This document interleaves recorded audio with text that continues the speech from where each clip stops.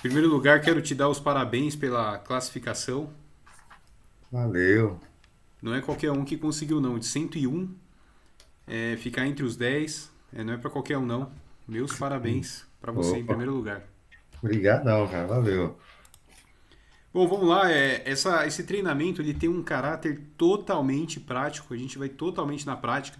Inclusive, a gente vai ver as questões da prova, as questões específicas. Tá me ouvindo bem? Sim, tô sim. Tá me ouvindo bem? Sim, Quer dizer, me vendo e me ouvindo bem. Tá tudo ok, né? sim. Ok, então a gente vai. É um caráter bem prático mesmo. Nós vamos ver as questões e a gente vai extrair das questões os principais equipamentos, as principais possibilidades que podem ser. Vamos então aqui. É, Guia do Chrome, tela cheia. Compartilhar. Tela cheia, compartilhar. Entendi. Você está apresentando. Tá. Você está vendo aí? Tá dando um efeito espelho infinito? Tá vendo? Sim, Compartilhando? sim. Tá, vamos começar rapidamente revendo as questões de maneira para a gente tentar acertar os equipamentos que podem ser usados, né? A Certo. questão 21, ela fala sobre força magnética, né? Que tipo de equipamento no laboratório a gente poderia usar para demonstrar a força magnética? A gente já vai ver, vou falar bem rapidamente, a gente vai ver em detalhes, fotos, enfim, mais para frente. Mas para medir a força magnética, a gente pode usar, por exemplo, uma fonte de corrente, uma bússola e multímetros. Primeiramente, me fala uma coisa. Você falou que é engenheiro, professor. Só Isso, para eu saber se você já conhece os equipamentos, alguma coisa deles. isso. Eu sou professor num projeto de robótica educacional, mas eu não sou da área de engenharia, eu sou da área de educação. Ah, você então como é que é? É o graduado e o bacharel e o licenciado, é isso, né? Isso, eu sou pedagogo. Ah, pedagogo. Pedagogo. Entendi, Isso. entendi. Então quando eu falo para você fonte de tensão, fonte de corrente, isso para você não é familiar. Não, Tá legal então. certo.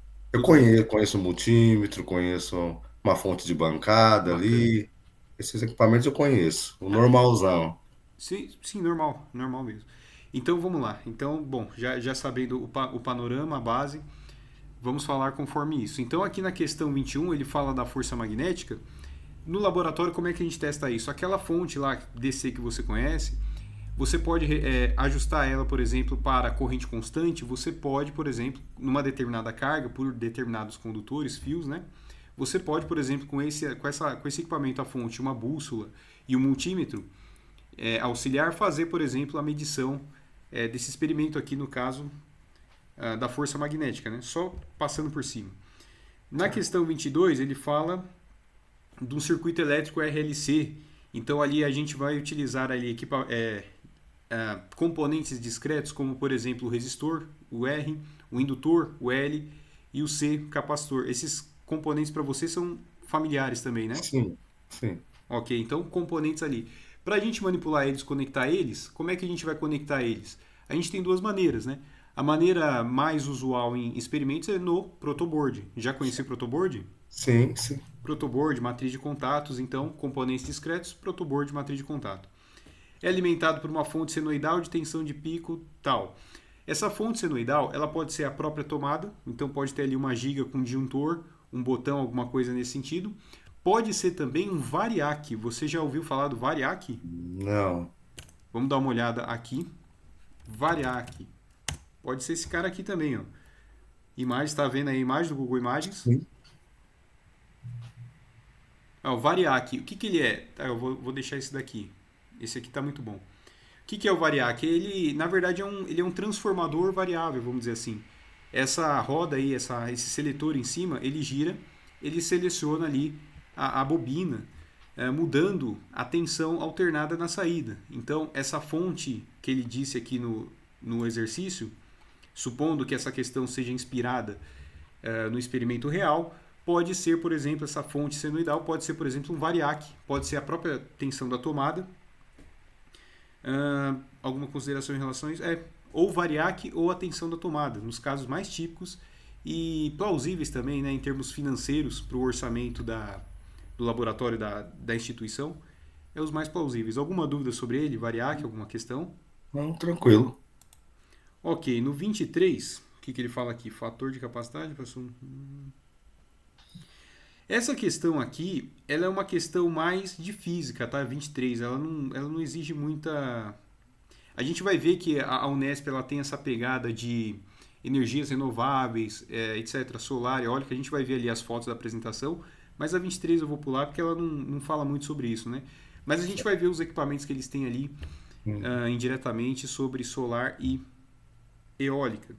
A mesma coisa, 24, ele fala, é a teoria da hidrelétrica, né? É mais uma questão de física.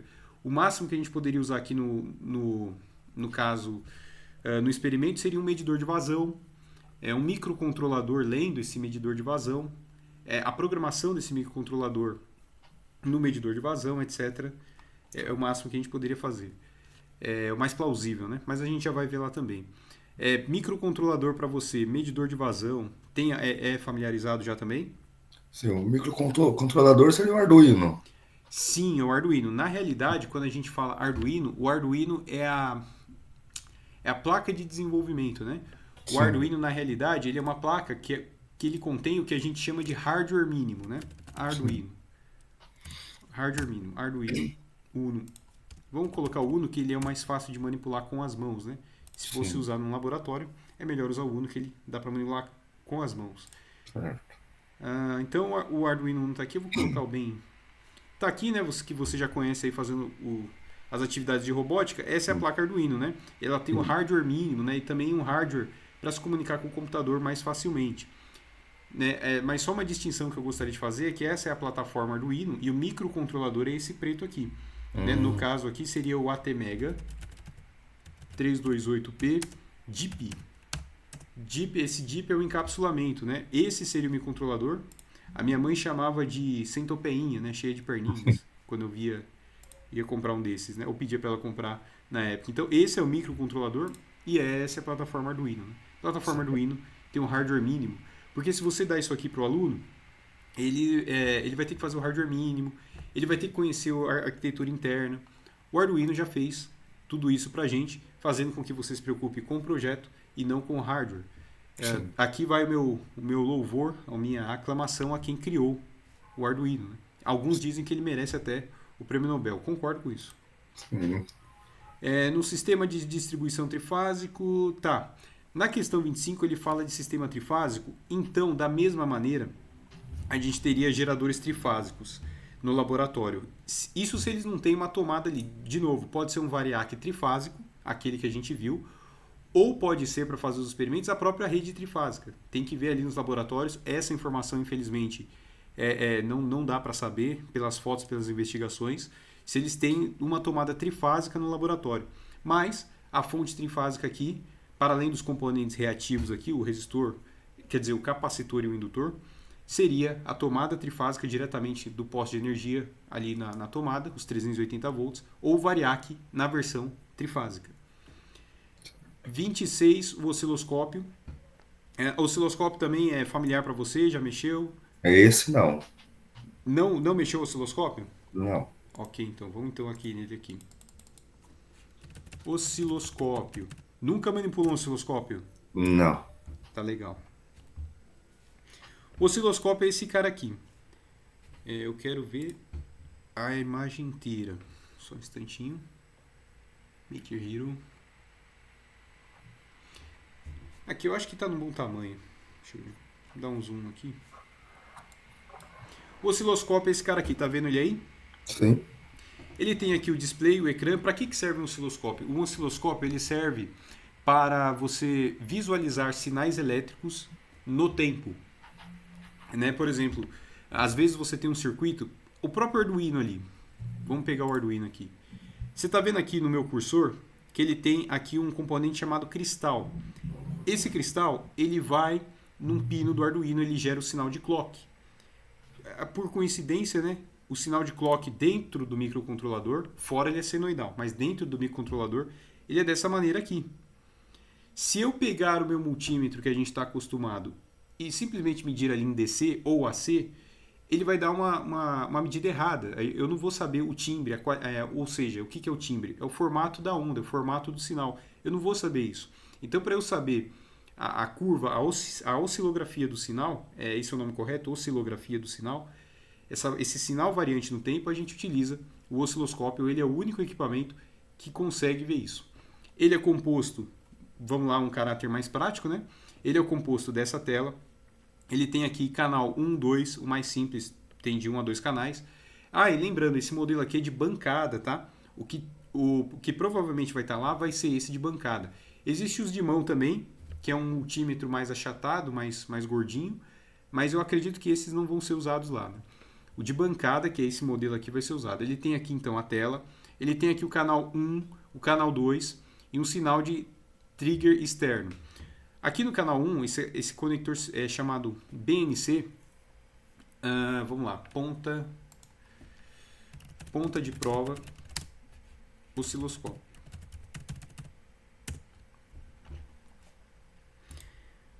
Se você for medir sinais, você vai manipular a ponta de prova. Então, a ponta de prova do osciloscópio ela tem essa cara aqui. Deixa eu pegar uma de cada vez. Ela tem essa cara aqui. Tá conseguindo? Tá bom esse tamanho aí para você ver aqui do meu lado Sim. direito? Sim. Então aqui no meu cursor aqui, ó, tá vendo que ele tem um anelzinho aqui? Esse anel você puxa para trás. Aí olha aqui na minha mão, você puxa ele para trás. Né? Vai puxar ele para trás. Ele vai aparecer um gancho aqui, um ganchinho aqui. Esse ganchinho você vai e conecta no terminal do seu componente. Mais uma vez, né? Os componentes provavelmente vão ser do tipo DIP. Essa terminação para você é familiar? Componente DIP, componente SMD? Não, eu já ouvi em algum momento, mas não é familiar. O que é um componente DIP, então? Um componente DIP, ele tem essa cara aqui, ó. Na verdade, é um componente True Hole, THT. É isso.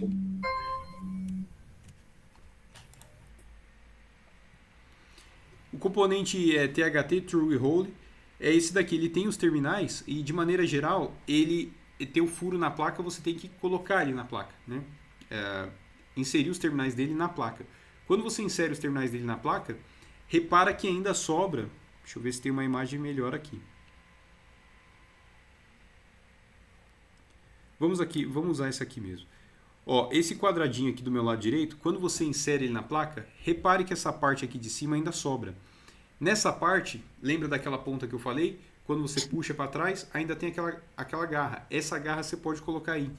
Você pode colocar no terminal do componente também e ali medir o sinal. Mas essa é a parte positiva do sinal. A parte negativa, aqui você tem uma garrinha jacaré. Ó, esse aqui dá para ver melhor. Aqui, ó, você tem uma garrinha jacaré. Você tem duas maneiras de fazer esse aterramento do sinal. Ou você liga no negativo da placa, vai estar escrito na placa como GND ou um sinalzinho de menos se estiver sendo alimentado. Na dúvida, se ele está sendo alimentado por uma fonte DC, você conecta essa garrinha aqui no negativo da fonte.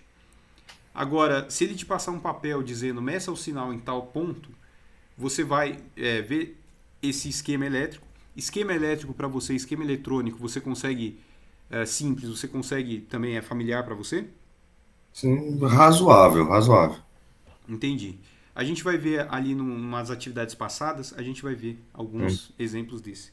Então, em resumo, a ponta jacaré aqui, você coloca ou no negativo da fonte, ou no negativo do circuito, ou no negativo do osciloscópio se você vai calibrar ele mesmo. Então, repara, essa ponta BNC aqui, ela está ligada aqui ou no canal 2 quando você for usar ele. Aqui você repara, tá vendo aqui no cursor? Tem um símbolozinho de terra com 3 barrinhas.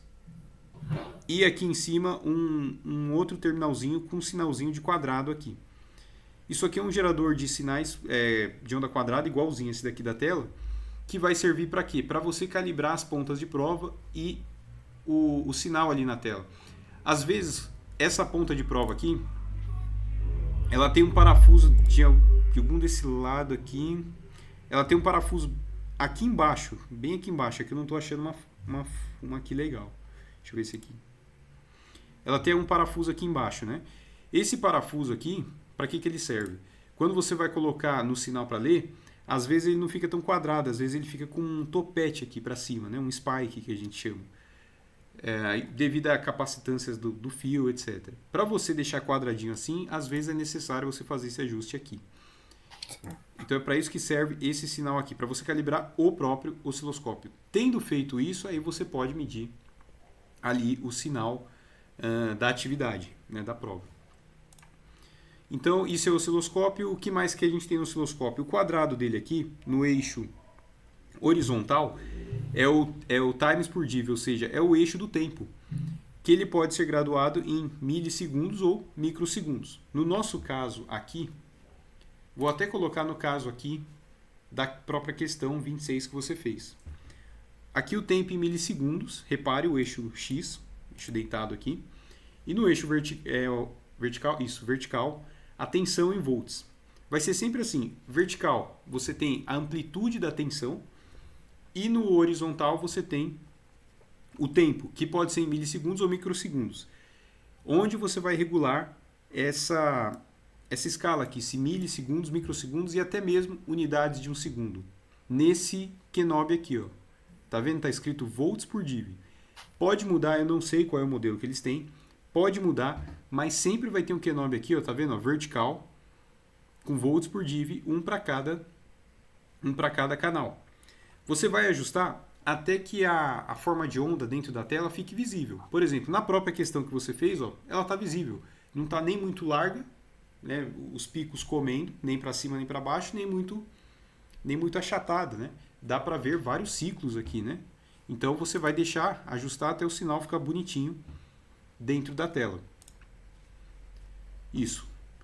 É assim que você vai ajustar aqui. E o tensão?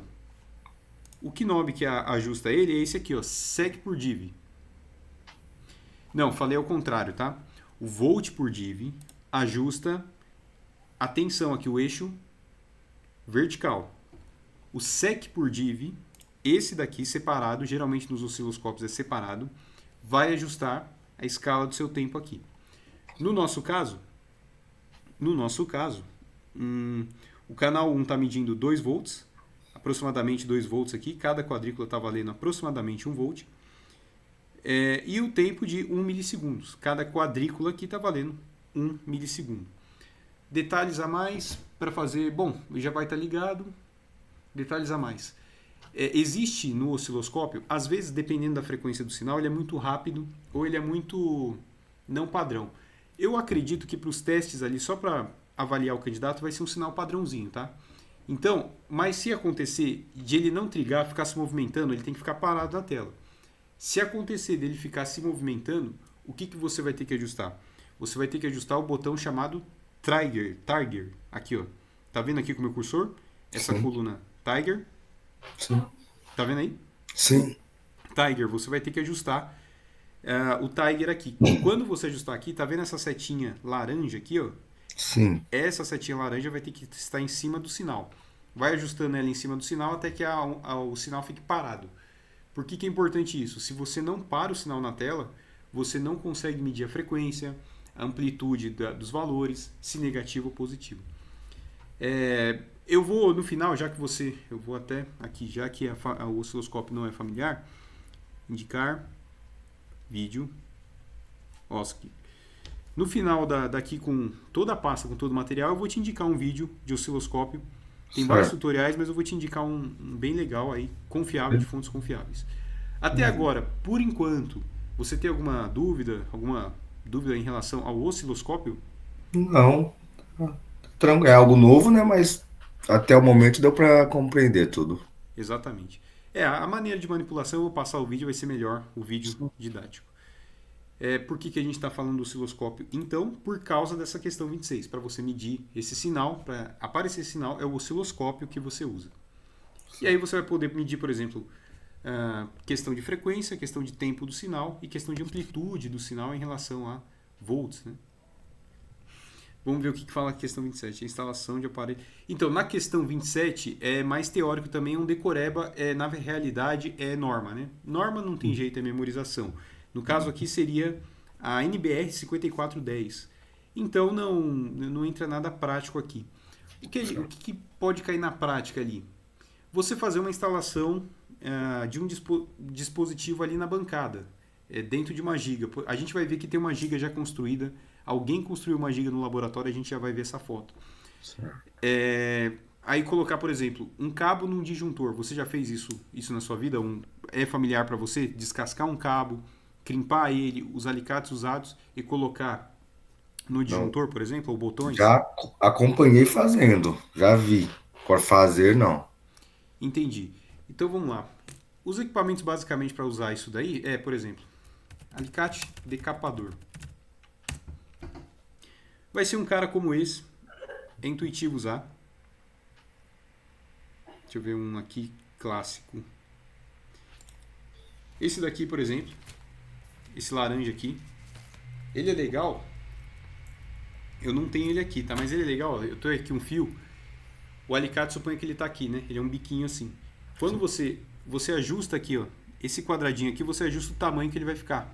Então você tem esse terminal aqui, por exemplo, terminal pino 2,5. Você tem esse terminal aqui pino 2,5. Para você não colocar o fio ali de cobre direto no terminalzinho, uma boa prática já vai de encontro a um tópico futuro que é as boas práticas, né? Você nunca, quando descasca um fio, coloca ele direto. Mas é claro, isso se eles fornecerem material, né? Se você vê que não vai ter esse tipo de material lá, então vai o fio direto. Mas uma boa prática esse terminal pino aqui, por exemplo, cada cor tem 1 milímetro. Por exemplo, o azul é 2,5 milímetros. Tá vendo que ele tem um tamanho aqui dentro? Ó? Ele vem até aqui a metade, né? O fio vem até aqui. Você pega esse tamanho, ajusta esse quadradinho aqui, ó, até ficar entre ele e esse ferrinho o mesmo tamanho. Aí você vem com esse ajuste no alicate, pressiona ele e só tira. Automaticamente ele vai decapar. Se lá no dia precisar montar alguma coisa nesse sentido e precisar encaixar um fio dentro de um disjuntor, por exemplo, e não dá o pino, encaixa o fio direto, aperta lá com firmeza, sem Certo. problema. Agora, se você vê uma caixinha com pinos, com esses terminais aqui, aí você vai ter que fazer isso daí. Aí, agora que você decapou desse exato tamanho, coloca ele lá e prende aqui. Aí você usa o alicate decapador, você já usou? Você vai utilizar, por exemplo, o alicate prensador. Prensa terminal. Isso, prensa terminal. Que é um cara mais ou menos ou igual a esse azul, que tem vários tamanhos aqui, inclusive alguns têm bolinhas de cores, por exemplo, 2,5 é azul. Ou esse redondão aqui. Ou esse redondo aqui. Tendo feito essa crimpagem, né? Vamos supor que ele está aqui, aí você pode introduzir no disjuntor, por exemplo, no motor, por exemplo, ou qualquer lugar assim. É isso? É isso. É fazer alguma instalação nesse sentido, alimentar um motor, alguma coisa nesse sentido. Certo. Alguma dúvida até agora? Não, tranquilo. Ponta de prova, terminal. Vamos diminuir o consumo do notebook. Ok. E uma indústria de processamento de alimentos. A gente vai ver que a Unesp de Tupã ela é muito voltada por causa dos dois únicos cursos que ela oferece, administração e engenharia de biosistemas. Ela vai ver que a gente vai ver que ela tem essa pegada de manipulação de alimentos, né? Então vamos lá, em uma indústria de processamento de alimentos, um motor trifásico, mas aqui também sem muita novidade, né? A gente tem aqui a alimentação trifásica. Aqui não tem segredo, a gente não vai usar o variac trifásico. A gente vai ter uma tomada com 3 fases e esse motor ou essa giga de motor vai ser conectada lá, sem problema nenhum. O que tem de novidade aqui? Os dispositivos, o que pode ter de equipamento lá? Vai ter disjuntor, relé térmico, fusível tipo NH não, soft starter e não está aqui, mas também inversor de frequência. Vamos lá, Daniel. Inversor de frequência, software start, relé térmico, disjuntor motor, para você é familiar? É novidade? Não, é novidade. Tá legal, tá legal. Soft start. Soft starter. Lembrando, tá, que qualquer dúvida posterior sobre como usar, como ligar, etc. Temos até Perfeito. as 23 da véspera aí Perfeito. para ficar conversando sempre, tá? Uhum. Imagens. O que é um software start? É um carinha como esse aqui. Eu vou pegar um pequenininho aqui. É um carinha como esse aqui. Repara que ele tem 3 terminais. Eu estou indicando com a caneta, como se ele estivesse vendo a caneta. Com o cursor, vai lá. Temos 3 terminais aqui. Por que 3 terminais? Porque é trifásico. Vai ter 3 fases. Então, a fase entra por cima e sai aqui por baixo. Para que serve o software starter? Quando você liga o motor, ó, tem até um esqueminha aqui. Tem até um esqueminha aqui muito bacana. Quando você liga esse motor aqui, por exemplo, verde, por causa das propriedades reativas do indutor, né? Nunca se esquecendo que o motor é um indutor também, só que com elementos geométricos ali construído de tal maneira que faça a força magnética gerar movimento, né? Então, por causa dessa propriedade reativa, há uma corrente de inrush, que a gente chama, né? Que dá um pico enorme, de 5 a 8 vezes maior do que a corrente nominal. E também, em algumas aplicações, como por exemplo numa esteira, ele está movimentando uma esteira, que tem ali alguma coisa frágil em cima. Se você ligar direto, ele vai dar um tranco. Além de dar aquele pico de corrente, ele vai dar um tranco. Ele vai vir com tudo. É necessário, portanto, um controle sobre isso. Quem faz esse controle também é o software starter. A maneira mais simples de fazer esse controle é através do software starter. Então, é um equipamento como esse. Certo. Mas tem uma outra maneira de você fazer também esse controle, que é o famoso inversor. Inclusive, eu particularmente, quando eu trabalhei na indústria, eu dispensava software start. Eu só fazia inversor de frequência. Por quê? A gente vai ver que ele é possível programar. Então, você programa uma rampa nele, ele já faz a função de software starter, né? Então, o inversor de frequência ele tem essa cara aqui. Deixa eu ver um mais didático, essa cara aqui. Por exemplo, esse daqui da VEG, ele vai ter essa cara aqui, mais uma vez, tá vendo os terminais aqui? 3 terminais saída, 3 terminais entrada, 3 terminais saída. Nesse caso tem 4, porque o quarto é o terra, né? Em alguns esquemas de ligação, o terra pode ser separado. Então, 3 fases, um terra. Ele vai ter esse display e você pode programar nele, como isso daqui também, eu vou te colocar também indicar vídeo inversor. Vou te indicar nos vídeos de programação, etc. Tal, como ele funciona, mas independente do modelo, as funções são basicamente as mesmas. Esse inversor de frequência aqui, você programa a rampa, você programa o tempo de rampa, o tipo de rampa, a velocidade máxima, a frequência, etc, etc. Aí lembra daquilo que a gente viu sobre a decapação do fio, etc. Tal? Se ele pedir para você montar a giga e ele não tiver com o fio conectado, você faz aquele procedimento que a gente viu lá de decapar o fio, etc. Vai inserir ele aqui, e aqui você vai ligar da alimentação aqui em cima, né? E daqui para o motor. E vai fazer a devida programação. Eu acredito que eles não vão exigir isso. Por quê? Porque para você programar ele, você vai ter que saber as funções que ele tem, vai ter que dar uma lida básica em algum manual.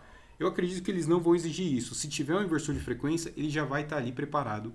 No máximo indicando ali frequência, ele está girando a 60 Hz, tanto tempo, e esses dados vão ser estratégicos para você chegar no objetivo daquele teste, né? Mas esse aqui é o inversor de frequência. Por enquanto, alguma dúvida sobre o inversor de frequência? Não, tranquilo. Ok, mais uma vez, indicar o vídeo para ver alguém manipulando ele.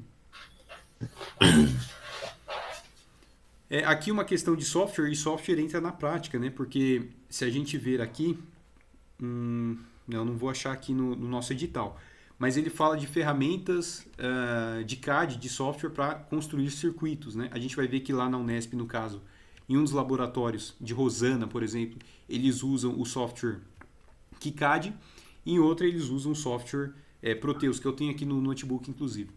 Sim. Mas vamos, por enquanto, falar aqui isso.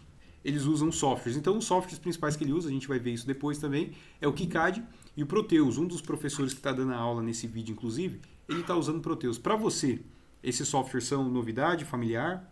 Só ouvi falar, só. Utilizar, nunca utilizei, não. Ok, então.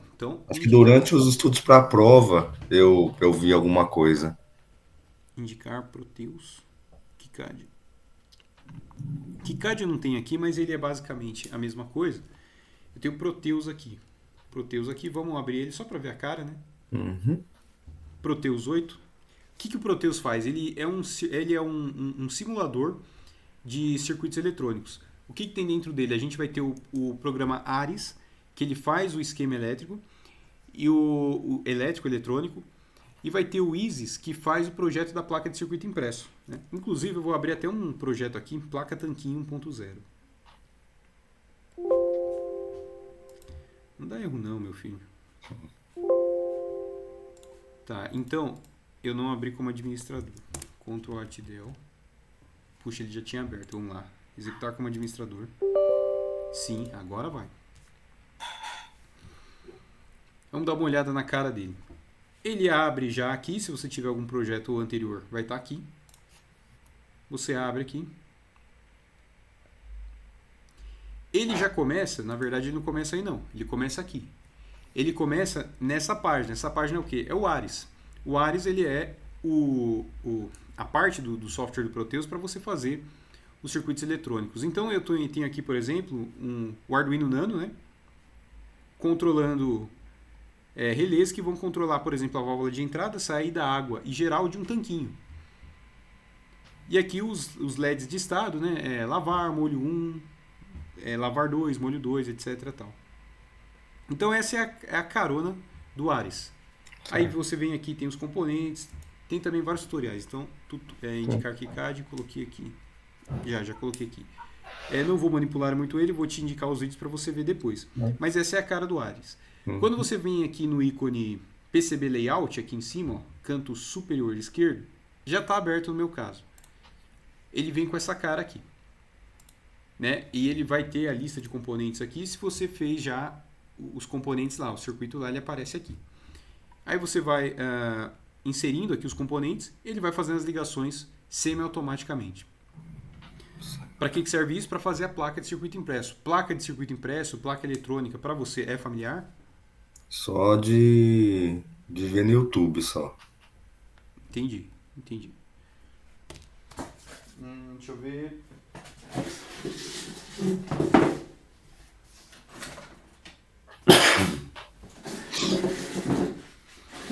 Você está dando para ver aí? Eu acho que está escuro, né? Dando para ver aí, não? Sim, só subir um pouquinho ela. Isso. Aqui, isso aqui é uma placa de circuito impresso, né? Tem vários componentes, ela tem várias camadas, né? Tem um lado liso nesse caso, e o outro lado cheio de componentes. Sim. Ora, para fazer esse esquema, para fazer essa placa e mandar o arquivo, aí lembra lá da questão, acho que nessa questão que a gente está, né, do Gerber, né? Para fazer esse arquivo, a gente utiliza softwares como esse daqui. Como o Ares, por exemplo. É claro que o Ares ele não é tão profissional assim, tá? Os softwares mais utilizados na indústria são o Eagle e o mestre de todos é o Altium Design, né? O Altium Design, inclusive, ele tem ligação em nuvem com os fornecedores. Então, você está fazendo aqui o esquema, ele já está, se você ativa essa opção, cotando com o fornecedor, com o distribuidor internacional, como, por exemplo, Mouser da vida, a GK da vida, Find Chip da vida, etc. Mas isso aí é mais industrial. Para fazer esses protótipos, o Proteus e o KiCad já estão de bom tamanho. Ele tem até aqui a função 3D View, que você pode até ver a placa. Olha só. Legalzinho, né? Tá dando para ver aí, né? Dá, sim. Legal. Para fazer depois uma dessa. E aí ele tem a opção aqui. Ó, vamos fazer exatamente o que caiu na questão, né? File, Export 3ds, Export Project. Eu não vou me lembrar aqui onde está a opção, mas ele tem aqui um export, aí ele te dá as opções. Qual que é o formato de arquivo que você quer. Aí para você mandar para a fábrica fazer, ou para sua impressora, para sua... duas coisas, né? Para a fábrica fazer, você manda o Gerber, porque o Gerber fatia essa placa em várias partes, para que cada uma seja feita por uma parte. Para você mandar para a impressora, a CNC Router, que a gente vai ver aqui, aí você usa uma outra extensão que eu não me lembro. Deixa eu ver. Eu não vou me lembrar o nome dela. Extensão, deixa eu ver aqui. Extensão, arquivo, para CNC Router. Vamos lembrar aqui. Juntos. Isso, .dxf, .2D, .stl e o .dxf. se você quiser fazer ali na Router 3D, que a gente vai ver que eles têm também. Certo. Análise, afirmação, exatamente. Aí, ó, tem aqui, ó, olha só, na C, DXZ, DWG, STEP também é usado em CNC, e a Gerber. A Gerber é para a fábrica, você manda para a fábrica porque lá cada máquina faz uma parte dela, né? E o Gerber fatia tudo. A DXF não, a DXF é mais um plano cartesiano digital, em que a agulha ali, a Router, vai andar conforme as coordenadas desse plano cartesiano que está dentro desse arquivo, dentro da memória dela. Certo. Então aqui, Router CNC, por que não dizer também uma Router CNC, né, que vai ser usado? E que eles têm, hein? Sim. Aqui também normas regulamentadoras, norma é Memorex, não tem jeito. Então, nada de equipamento prático aqui. Aqui tem, no laboratório, dispõe-se associação de resistores. Mais uma vez, resistor para você é familiar? Sim, resistor sim. Resistor é familiar, associação série, paralelo, Sim. ensino médio normal. E para Uhum. você colocar ele um no outro, você usa o protoboard. Sim. Tranquilo. Em um semicondutor tipo P. Esse daqui, cara, ele é tão complexo que ele vai até para laboratório de física nuclear, cara. Eu Eita. acredito que não vai ter nada prático lá para demonstrar teoria de semicondutores. Eu acredito que não, porque isso aqui vai para física quântica, chega aí. Então eu Sim. acredito que não vai ter. Mas, para não falar que não remete a nenhum equipamento, pode ter aqui um condutímetro de material. é, Condutímetro de material sólido. A gente já vai ver mais pra frente que eles têm algo semelhante a isso. Mas eu acredito que não vai ter nada não, porque é muito complexo isso aqui, precisava de uma coisa só para isso. Certo. Na questão 33, mais uma vez, é componentes básicos. O LED para você, ele é familiar? Sim, LED sim. Sim, o LED, o resistor para ele, limitador de corrente, valores típicos como 2 volts, 20 miliamperes, Sim. inclusive usado aqui. Ele é ligado a uma fonte de 12 volts. A fonte DC que você está acostumada, que a gente vai ver também, você regula lá 12 volts. Sim. E também não deixa desregulado a corrente, né? Liga Sim. ela, curto-circuita as duas pontas e ajusta lá a corrente máxima. Caso o aluno faça um curto, a fonte limita até ali. E Uhum. também nos experimentos de corrente contínua, a corrente contínua quem vai dar, ela vai virar uma fonte de corrente, então a corrente contínua quem vai dar vai ser justamente esse ajuste que você fez. Certo. Diodo para você também é familiar? É menos do que os outros. Ok. Eu tenho aqui também, cara. Mas vai estar ali, eu vou poupar esse tempo, porque não vai ficar Uhum. muito não. Então, diodo, um N4007, o clássico, um N4007. De novo, os componentes vão ser True Hole, ou seja, THT. Por quê? Porque é bom para manipular com as mãos. Então tá aqui o diodo. Ó, o diodo SMD lá. O diodo N4007. Se tiver que montar um circuitinho, como por exemplo esse daqui, você vai ter isso daqui. Vai ser Tá. desse tipo. E aí repara o seguinte nesse circuitinho. Ele tem o catodo, que é essa barrinha, né? Para onde aponta a seta. E o anodo. A traseira dessa, vamos considerar que isso seja uma seta. A traseira dessa seta é o anodo. Para onde ela aponta é o catodo, onde tem essa barrinha vertical. O catodo no componente real é representado por essa faixinha cinza, tá vendo? Todos eles têm uma faixinha cinza, olha aqui, ó. Todos eles têm essa faixinha cinza. É o catodo.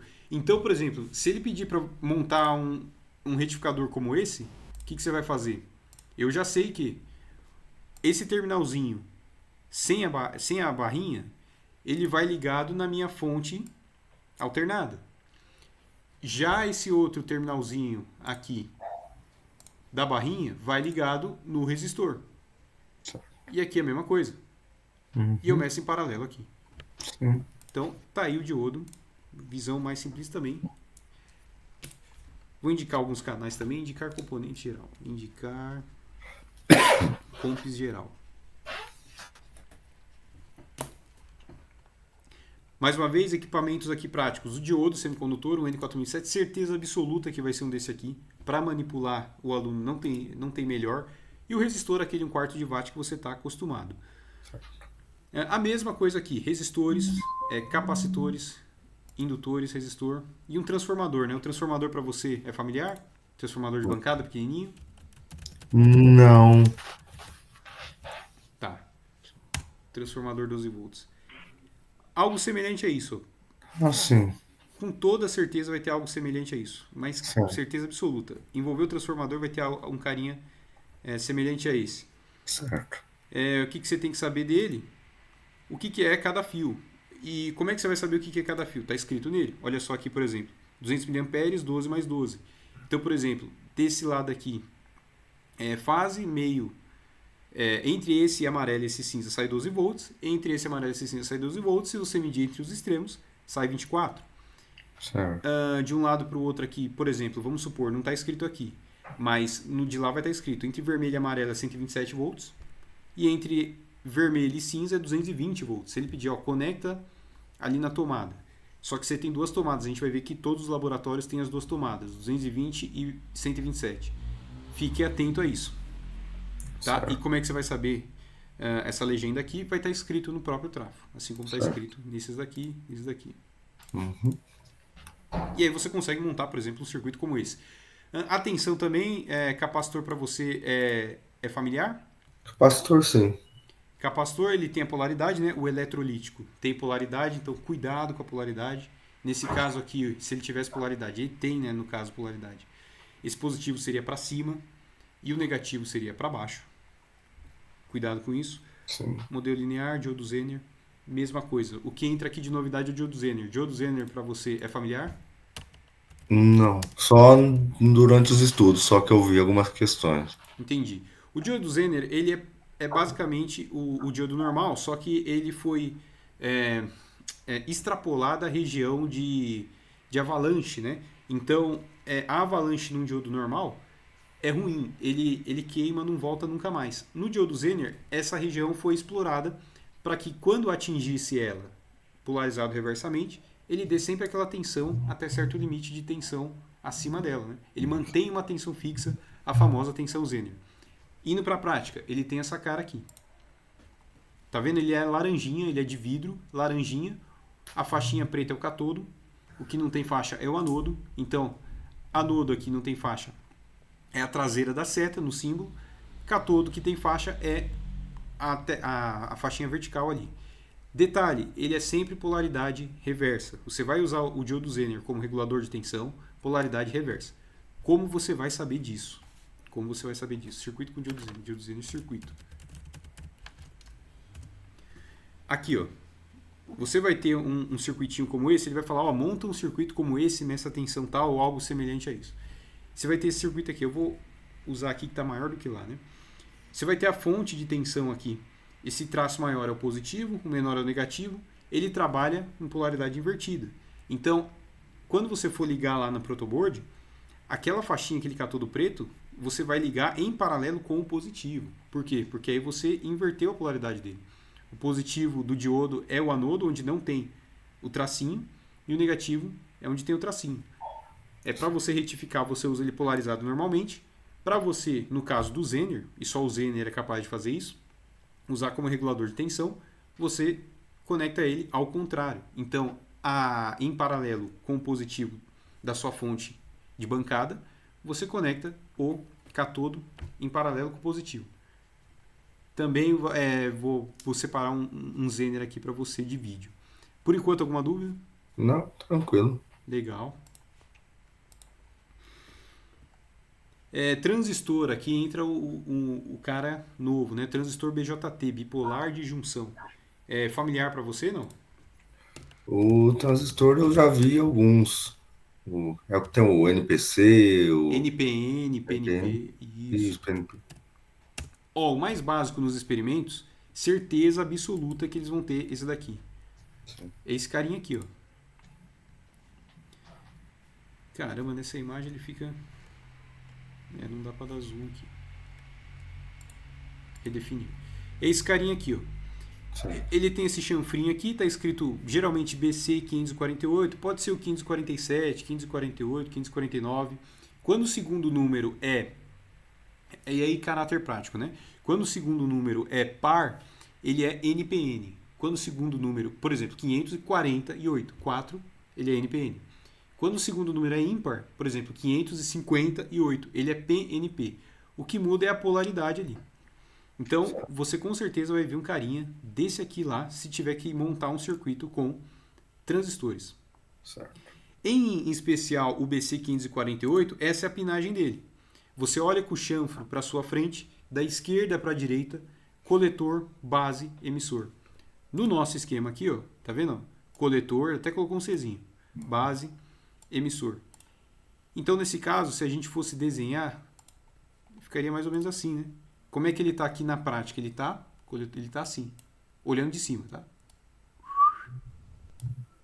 Viu só? Porque tá coletor, base, emissor. É isso aí, é isso aí. Coletor, base, emissor. Então vai ser um carinha desse aqui. Por enquanto, alguma dúvida? Não, não. O que pega desses componentes é você saber qual terminal é qual e para poder montar o circuito, né? É claro que eles vão ter que obrigatoriamente te dar pelo menos o pinout do datasheet, né? O que é o datasheet? É uma folha de documento sobre aquele componente que ele mostra, por exemplo, isso daqui. Isso daqui foi tirado de um datasheet. Eles vão ter que te dar pelo menos essa pinagem aqui, porque eles não podem cobrar de cabeça os códigos dos componentes. Então, pelo menos isso aqui eles vão ter que te dar para Certo. você poder montar isso aqui. Certo. Aqui temos uma novidade, o amplificador operacional. É familiar para você? Não. Ok, amplificador operacional. DIP também, porque ele é. Não, THT, porque ele é fácil de manipular. Vamos colocar um aqui, um 741, vai, classicão, 741. O que é um amplificador operacional? De maneira geral, ele é um circuito eletrônico capaz de amplificar ou até mesmo atenuar os sinais que entram nele, né? Sejam DC ou AC. No que ele é usado? Para amplificar sinais. Ele é usado como buffer, que a gente já vai ver. Ele é usado para fazer operações matemáticas, né? Os primeiros computadores eram feitos com amplificadores operacionais, daí o nome, né? Operacional. Eles conseguem fazer as 6, 7, 8, as 8 operações básicas, né? Imagens. É esse cara aqui, caráter prático, então. É esse cara aqui. Tá vendo que tem vários circuitos. O NE555, um famoso timer da eletrônica, né? Não sei se você já ouviu falar dele. Também tem o mesmo equipamento, o mesmo encapsulamento, né? Então, na prática, você vai ver um carinha desse aí. Pode ser o 741, eu acredito que não, porque ele é um pouco antigo e tem umas coisinhas chatas que para um aluno não é legal ele ficar perdendo tempo com o instrumento, com a ferramenta, mas sim com a comprovação do conteúdo, né? Então eu acho que não vai ser o 741, mas com certeza ele vai ter essa cara aqui. Como é que você vai ligar ele corretamente? Mais uma vez, eles vão ser obrigados a te dar o pinout, né? O pinout é justamente isso daqui. Olha lá o símbolo da questão, ele aqui, né? Olha ele aqui. Sim. E aí você vê que o componente real, esse aqui é antigo, tá? Despreza esse da direita. Hoje não usa mais. Esse do meio aqui tem os terminais equivalentes aqui. Então, esse aqui, esse aqui, e assim vai. Certo. Tudo bem que a reunião aí tá acusando alguma coisa de tempo? O Google Meet aí tá te acusando alguma Não. coisa? Não, não. Nada, né? Tudo certo. Não. Então, mais uma vez, para você colocar ele protoboard. Não tem jeito. Certo. Transmissor. Aqui é um equipamento diferente, tá? Aqui é a questão 39, inclusive essas foram as mais complexas da prova, né? Para você fazer experimento com modulação AM, e qualquer modulação, né? AM, FM, você precisa de modulador, mixer, em alguns experimentos transmissor. A gente vai ver que o laboratório da Unesp da prática, eles têm drones, eles têm também máquinas teleoperáveis. Então é possível que essa comunicação seja feita via rádio. Bom, o drone obviamente é via rádio, mas essa máquina teleoperável ela pode ser feita em algum tipo de modulação. E antes de ir para a prática, o experimento pode envolver isso daí. Então vamos ver a cara desses caras aí. Gerador AM, bancada.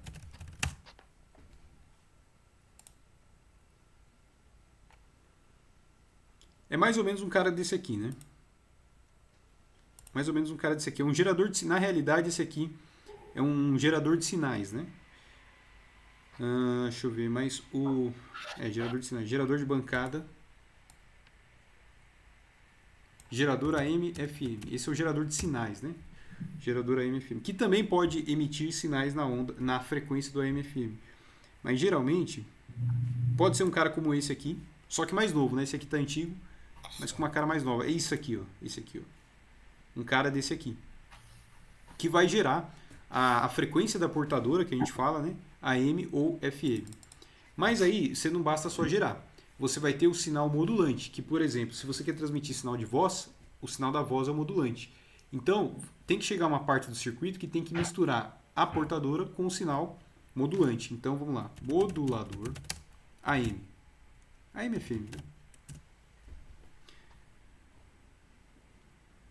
De bancada.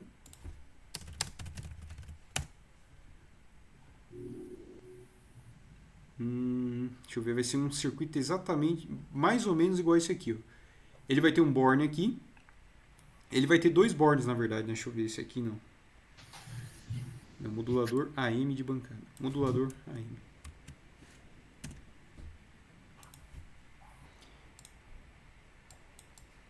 Vou escrever melhor. Mixer AM/FM de bancada.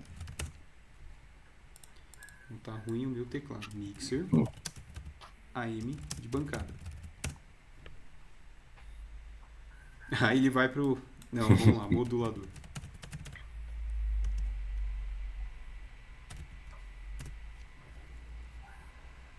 Isso, vai ser um carinha semelhante a esse daqui, ó. Ou semelhante a esse daqui, aqui no caso a entrada é RCA, né? Aquele famoso cabo vermelho, amarelo e branco.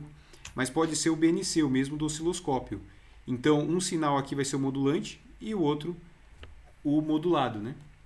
O modulante vai vir daquele gerador que a gente viu e o modulado vai vir de uma outra fonte que pode ser um circuitinho que você vai montar na bancada ou microfone. No caso, microfone não. Vai ser um circuitinho que você vai montar na bancada. Provavelmente para controlar alguma coisa. Alguma dúvida, então, com relação aos equipamentos para AM, FM? Não. Vou te passar um vídeo sobre esse setup também. Experimento. Certo. Um técnico de laboratório. Aqui também os equipamentos usados é o amplificador operacional. Aqui, ó, um filtro passa-baixa Butterworth de segunda ordem. Isso aqui nada mais é, ó, circuito. Eu acredito que eles não vão pedir uma coisa tão complexa assim para você fazer na bancada, mas é mais ou menos assim, ó. Você vai pegar aquele amplificador operacional que a gente viu, ó, a topologia dele é essa, né? Aquela topologia que ele falou, circuito, Butterworth, segunda ordem, tal, um filtro. É mais ou menos essa topologia aqui. É essa topologia aqui. Então repara que você tem aquele triângulozão aqui, que é o quê? Que é aquele amplificador que a gente viu ali com encapsulamento e tal. Basta você saber a pinagem dele. O 1 é esse aqui, o 2 é esse aqui, o 5 é esse aqui, e fazer a ligação corretamente. Tá? Ele não vai te pedir a topologia de cabeça, vai ter um esquema desse aqui, ele vai falar, ó, monte esse circuito. Alguma dúvida em relação a isso? Não. Legal. E aí acabou aqui. Vamos então para a apresentação. Vamos lá. Tudo bem aí com o seu tempo? Pressa, alguma coisa? Não, tá tranquilo. Tá, agora vai ser um passado bem geral mesmo. Vamos sanar cada um daqueles 8 tópicos. Quantos que eu te mandei? Quantos tópicos? 8 tópicos que eu te mandei lá. Certo. Apresentar. Tá vendo aí? Sim. Treinamento prova prática para o Unesp, feito por mim, para o Daniel Silva. Então vamos abordar aí o laboratório da Unesp, a grade curricular dos cursos e tudo com foco no que pode ter no laboratório. Atividades e ensaios passados, os EPIs das aulas. Descobrindo o avaliador, vamos ver um caráter humano aqui também, que é muito importante, parece que não pega. Não podemos ser só técnico na vida, né? Temos ser humano, a gente vai pegar isso também. Postura e boas práticas, roteiros dos ensaios e pré-ensaios, considerações gerais e dicas internas. O que pode ter de equipamentos com base nas questões específicas? Isso a gente já viu, acabamos de ver isso. O laboratório da Unesp, então, vamos dar uma olhada no que o próprio site da Unesp de Tupã fala sobre eles mesmos. Sim.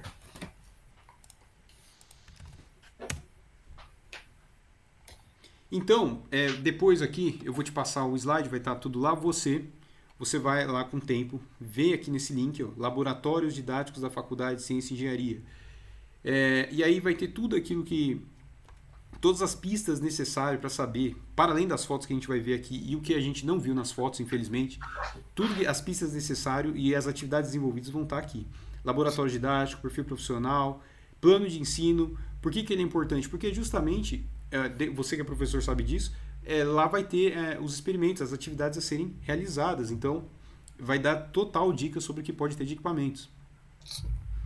Então, dê uma olhada depois você com mais tempo essa parte aqui. Vai ficar como tarefa para você. E aí, lendo rapidamente, os laboratórios possuem... Olha lá a função, a sua futura função.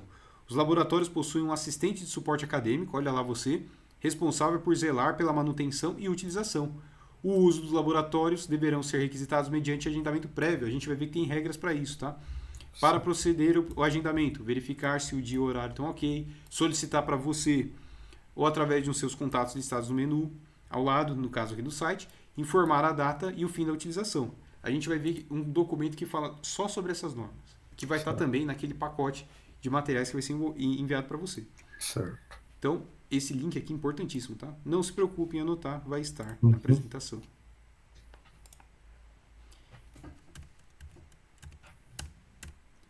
O laboratório da Unesp, a gente já viu aqui. Tá, vamos dar uma olhada aqui. Qual que é a diferença desse? Não tem diferença, é o mesmo. Tá, vamos dar um bizu aqui por enquanto. É mais específico para a área de eletroeletrônica, né? Isso daqui no caso de Rosana, mas mais uma dica aí. Os laboratórios da Unesp, eles têm um padrão, tá? Se você for em todos eles de qualquer unidade, eles vão ser basicamente iguais, tá? Então, a gente pode fazer comparações entre eles, mas temos umas fotos específicas de Tupã. Então tá aqui uma fonte, aí você já deve conhecer a fonte DC, né? Sim. Similar isso aqui para você, uma fonte pequena, uma fonte de mais canais. Sim. Fonte simétrica, essa aqui inclusive da direita, né? Ó, dica, tá? Olha, eu vou te mandar todos os materiais, a gente vai ver as licitações, você vai ver depois, as licitações é muito grande, é uma dica, tá? Veja as licitações das empresas que estão lá, e veja as marcas das empresas, o que eles fazem, que você vai saber os equipamentos, né? Vai ser mais para frente. Então, qual que é a dica? Olha a marca, olha o modelo. Certo. Estuda sobre ele, pesquisa vídeos no YouTube, utilizando a fonte e tal, etc. Tal, as funções dela. O próprio demonstrativo do vídeo te ensina como usar a fonte. São muitos equipamentos, não só de elétrica, eletrônica, física, química. A gente já vai ver aqui. Então, as duas marcas aí. Certo. Marcas variadas, tá? De novo, eu vou te indicar depois as licitações para você ler. Tem ICEL, tem Minipa, mas a maioria aqui é Minipa, né? Certo. E aí temos aqui cabos, banana, jacaré. É familiar para você, cabo, banana, jacaré? O jacaré, sim. Esse banana eu não sei como que é, não.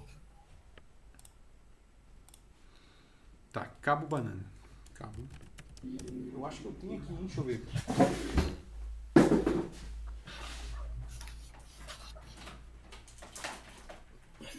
Tenho aqui, ó. Existem vários modelos de cabo banana, tá? Mas o modelo é esse aqui, ó, tá vendo? Ah, sim. Tá vendo? Ele é um pino aqui, pino banana. O nome correto é pino banana. Tem várias cores, tem verde, vermelho, azul, etc. Conforme o seu propósito. Tem um pino aqui, sai o condutor aqui. Sim. E aí você repara que atrás, esse aqui foi modificado para uma giga, tá? Mas atrás ele tem um furo, ele é macho na frente e fêmea atrás. Então ele tem um furo aqui para você conectar um no outro. Vou fazer um demonstrativo aqui.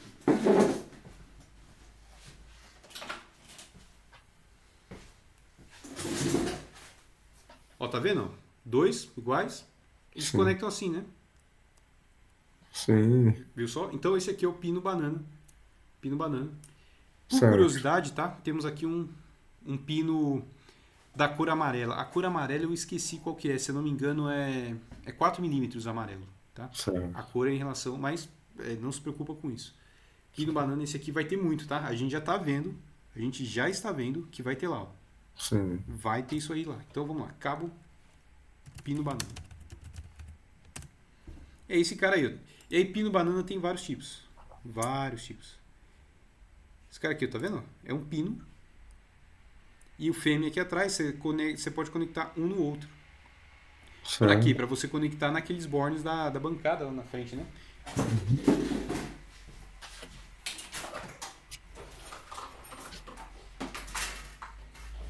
Para você já é familiar, né? Mas esses pinos, ó, a depender do tamanho, você pode conectar aqui na frente, né? Tem até um bananinha aqui, ó. Tá vendo? Sim. E você conecta aí. Certo. Pino banana tem vários tipos. Quer ver? Ó? Pino banana SBC. Tem uns extremamente complexos. SBS não. Esse aqui, ó. Extremamente complexo ele. Ó, tem um isolado. Tem um isolado. Não muda nada, só que ele é isolado. SBC. Uma marca extremamente complexa ali de Jundiaí. Não vamos ter aqui. Mas essa é a cara do pino banana. Aí o verde aqui lá que eu tava dando Sim. exemplo. Esse é o pino banana. Certo. Eu esqueci o atalho para continuar de onde para na apresentação, mas vamos embora. Marca o modelo. Tá aí os pinos. E esse daqui, para você, é familiar? O que você acha que ele é? Rapaz. Ó, ele tem um medidor aqui, né? MA. O que é a MA? Microampere? Quase miliampere. Miliampere. Isso, se fosse micro, seria aquele Uzinho com uma. Uzinho, né? Vou fazer do seu lado. Aham. Uzinho com maior, assim. Né? Maior aqui. Micro, né? Certo. 10 a menos micro, 10 a menos 6. Esse é 10 a menos 3. O que é isso? Sim. Então, miliampere é um É. galvanômetro, né? De ponteiro. Então, ele é Hum. para fazer o quê? Medir corrente. Como é que você vai ligar ele? Em série com o circuito. Ligação em série, em paralelo para você familiar? Sim. Então é isso aí. O miliamperímetro aqui vai ligar em série aqui, tá? Positivo aqui, ele indica para você que entra positivo e sai negativo aqui. Sim. Então, miliamperímetros analógicos tem no laboratório da Unesp, tá aí. Pelo menos de Rosana, tá aí. Esse vídeo que eu tirei, se eu não me engano, ele é de 2024, né? Então, talvez as licitações podem ter mudado, os miliamperímetros sejam digitais, mas um multímetro você mede isso daí também. O multímetro ele substitui todos eles, né? Então, ó, a gente tem um laboratório de energia solar. Lembra daquele negócio que eu falei para você? A Unesp tem bem essa pegada de energias alternativas, energias renováveis, né? Então, esteja preparado também, vou te passar os materiais, esteja preparado para experimentos e quaisquer materiais e equipamentos em relação à energia renovável. No caso aqui, solar. Vamos dar uma olhada mais? Olha só, esse aqui, o laboratório de energia renovável, energia solar e eólica. Por que você acha que ele... Responde para mim, por que você acha que eles têm aqui ventiladores? Rapaz. Ó, laboratório de Tentam energia gerar, solar e tentam eólica. gerar energia com o giro da hélice? Quase lá. O ventilador ele faz o quê? Faz vento. Então, se energia solar e eólica é aquela lá que tem aquela turbina lá que quando o vento passa, ela gera energia e tal. Sim. Provavelmente, isso daqui é para quê? Ele vai simular o vento. Vai ter lá, deixa eu ver o próximo aqui. Ó, vai ter um desse pequenininho lá dentro do laboratório. Vai ter um Sim. desse pequenininho de bancada. Esse é grandão. Vai ter um pequenininho de bancada dentro do laboratório. Vai pegar o ventilador e vai simular o vento Sim. e fazer associações. Olha, quanto mais vento, tá tanto quilowatt de energia, o ângulo também do vento, se o vento pega pela lateral, como fazer ele seguir o vento. Então eu preciso de uma fonte de vento. Então é por isso que a gente está usando aqui os ventiladores. Sim. Repara que você tem aqui também uma placa de energia solar. Outra coisa, lembra lá da questão que a gente viu que ele tem uma fonte de LED? Lembra disso? Para Sim. que ele vai ter uma fonte de LED? Uma fonte de LED? Tenta associar. Laboratório de energia solar. Para que você vai ter uma fonte de LED? Rapaz. A fonte de LED é o que mesmo? É uma luz, é uma lâmpada. Ah, Essa sim. lâmpada, provavelmente a lâmpada que está aí no seu cômodo é de LED. Para quê? Sim. É uma fonte de luz. Para quê? Para Sim. simular energia solar, tá? A geração de energia solar. Sim. Olha, quando Ah, eu aumento mais, aí vai ter, por exemplo, anota aí também, eu esqueci de colocar aqui, mas é possível que tenha um luxímetro, né? Então eu sim. coloco uma placa dessa, um luxímetro do lado, acendo a luz LED aqui. Com o luxímetro eu vejo a intensidade luminosa. Com o Sim. voltímetro e com o medidor de energia, o watímetro, para medir a potência mais correto, o aluno pode fazer associações entre intensidade luminosa, ângulo de incidência e potência gerada, né? Sim, Então, tá aí então um exemplo real do laboratório de solar e eólica que você pode encontrar lá. sim, né. Então seria para simular, né, simular a luz para geração de energia. Exato, exato. A gente vai ver também que eles têm um setup montado lá de fora para Sim, fazer realmente, mas é possível fazer dentro com sim, certas luzes de LED. E não é e nem essa que a gente usa em casa ela não é muito eficiente para isso não, né? Ela tem que ter um espectro próximo do solar, né? Então sim, você pode ter uma, se eles falarem assim, olha, pega ali a lâmpada de LED de espectro solar, você já sabe que é uma lâmpada que tem uma luz semelhante ao Sol, o sim. que é mais eficiente para fazer o teste, né? Mas a gente vai ver que eles têm um setup do lado de fora, a gente já vai ver isso aí. Alguma dúvida aqui por enquanto? Não, não. Beleza. O que a gente tem aqui? Ó, como é que é a bancada aqui, ó. Tem as cadeiras aqui ao redor. Aqui a gente em marrom, a gente tem. Lembra lá das questões de usina hidrelétrica? Ó, temos aqui um gerador. Temos aqui o multímetro mais vagabundo que existe. Sim, Isso aqui, cara, não devia nem estar aqui. Eu acredito que isso aqui já não existe mais, tá? sim. Provavelmente os que vão ter lá é da Minipa. Aquele azulzinho tem vários modelos da Minipa. Mas isso aqui é uma aberração, né? Ter esse amarelo aqui. Tem até um meme famoso lá da Ana Maria Braga no programa dela que fala: olha, gente, é muito importante ter um desse aqui. Aí ela conecta na tomada e mede a escala. Puxa vida. Aí acaba explodindo, né? Por quê? Qual que foi o erro aí, Daniel? Ou provavelmente ela não selecionou a, a voltagem correta ali, né? Exato, exato, também. Mas isso é uma consequência, mas o erro que ela fez, e você não pode cometer esse erro lá na prova, é conecta no circuito e muda. Não faça isso. Primeiro você vai selecionar a grandeza que você vai medir, tensão contínua, tensão alternada, corrente, né? E depois você vai colocar lá. O que ela fez ali? No caso, ela rodou Já conectar. conectado? E isso você vai Ah, passar pelo circuito de outras escalas. já. E se, por exemplo, você coloca num circuito de medição de corrente, isso é um curto, porque tem um resistor que a gente chama lá de resistor shunt, que tem um valor baixinho, tão baixinho, para medir corrente, né? E não interferir no equipamento, né? Sim. Ah, ou seja, uma resistência baixa, o que é? Curto-circuito. Aí você seleciona essa escala com ele ligado, deu curto-circuito, estoura tudo. Né? Mas é só um exemplo para descontrair e para falar que ele é ruim mesmo. Hoje em dia eu acredito que é só padrão Minipa mesmo. Então temos aqui um multímetro, gerador, provavelmente para simular uma geração de hidrelétrica, por exemplo, sugador de solda, uma placa eletrônica, os cabos bananas que a gente viu lá. Uhum. Esse aqui não dá para ver muito bem o que é por aqui, tá? Mas eu acredito, tá? Eu acho que seja ou um multímetro analógico ou uma década resistiva, tá? Não precisa se preocupar com isso, tá? Hoje em dia o multímetro vai substituir todos esses caras. Sugador de solda para você familiar, não? Sim, sim, Trabalhar com solda para você familiar, trabalhar com soldinha eletrônica, sim. Não sou bom não, mas sim. não, de boa então. Então esse é o jeitão aí da bancada. Sim. Ó, olha aí, de novo aquela pegada de energias alternativas, energia aplicada, laboratório de energia aplicada, né? Energia aplicada, eletrônica e circuitos elétricos. A gente já vai ver uns ensaios anteriores. Então você entra aí ó, na entrada, ó o quadro de energia aqui, que comanda todo. Isso aqui é só para manutenção interna, tá?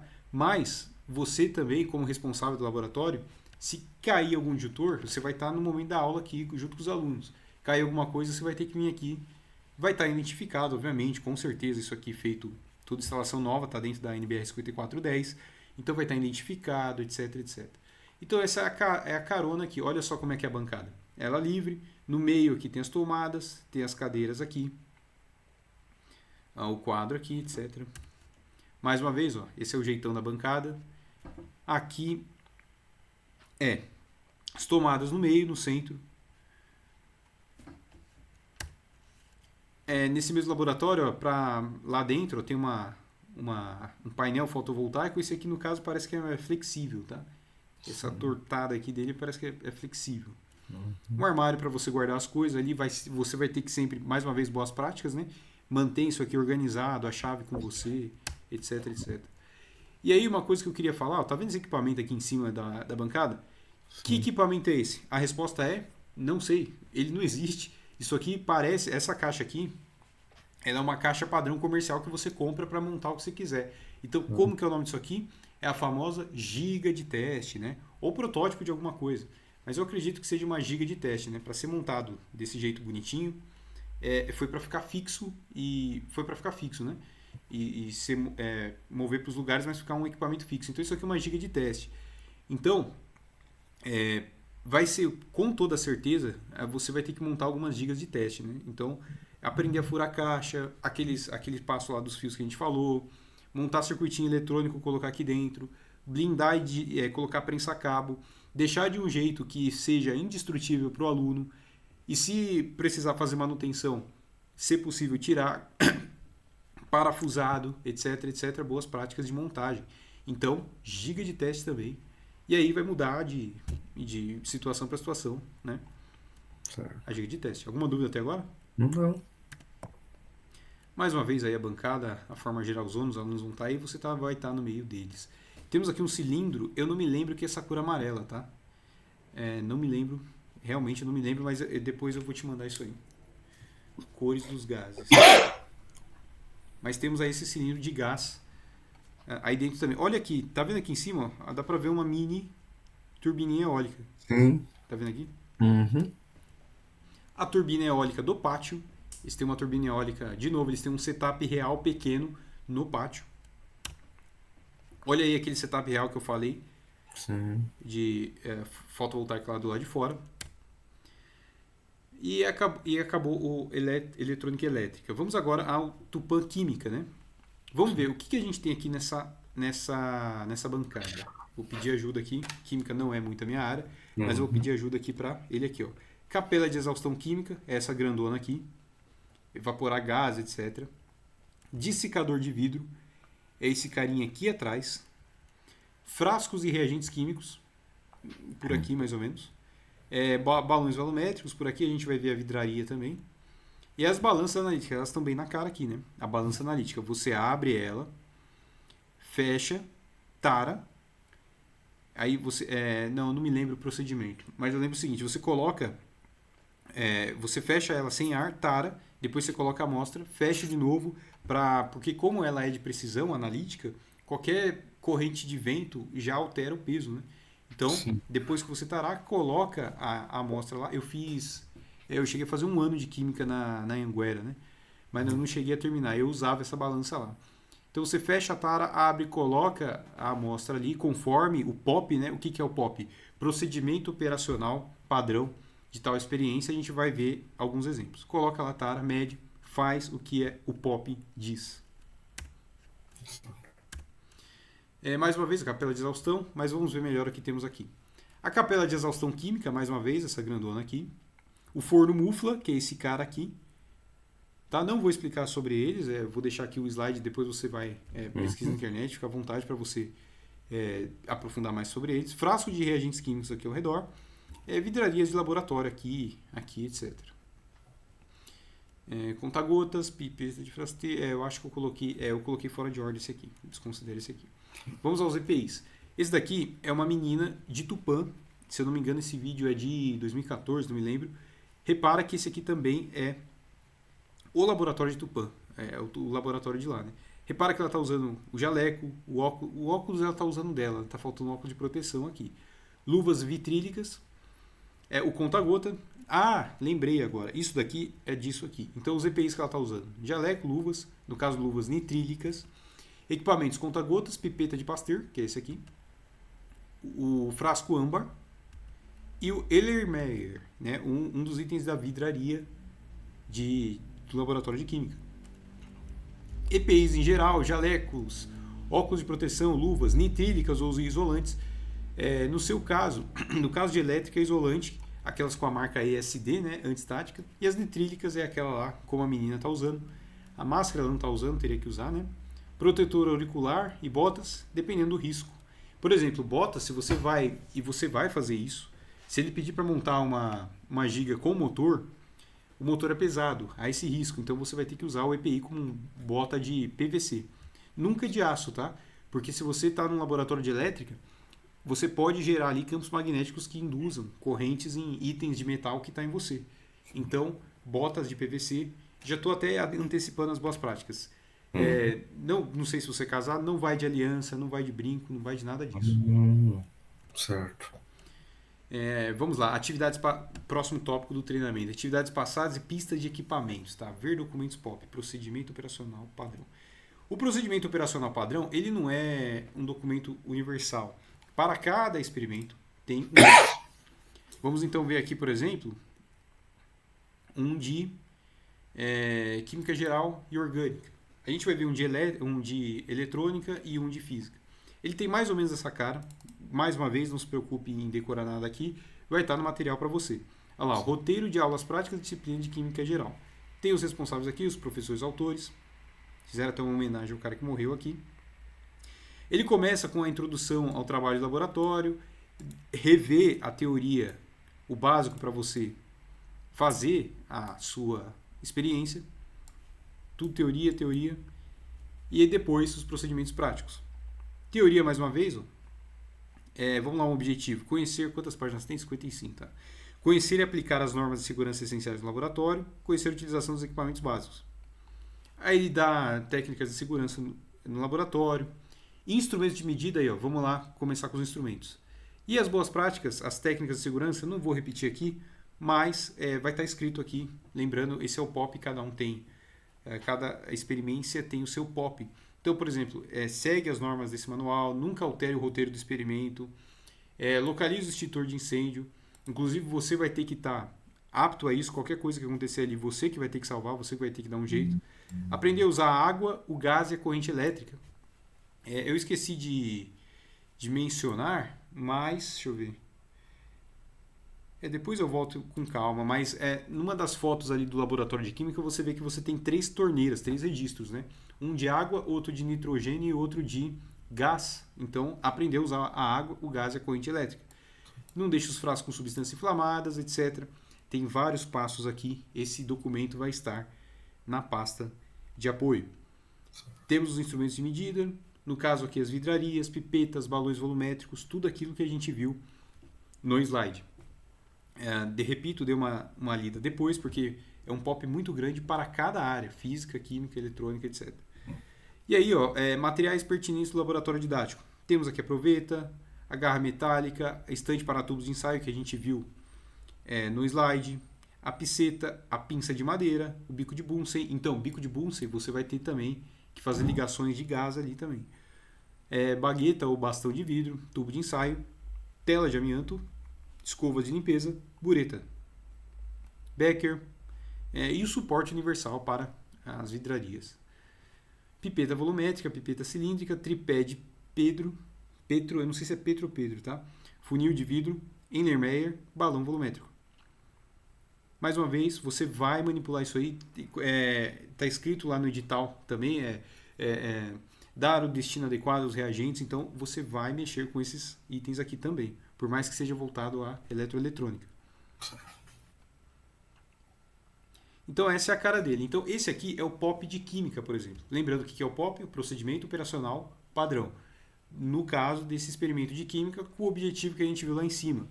Que eu já me esqueci, tá? Eu confesso que eu já me esqueci, mas está escrito ali, vai ter o objetivo, vai ter uma teoria breve sobre esse objetivo e depois o procedimento padrão. Olha lá a nossa balança de precisão, balança semi-analítica e a balança analítica. Olha elas aqui, que a gente viu lá.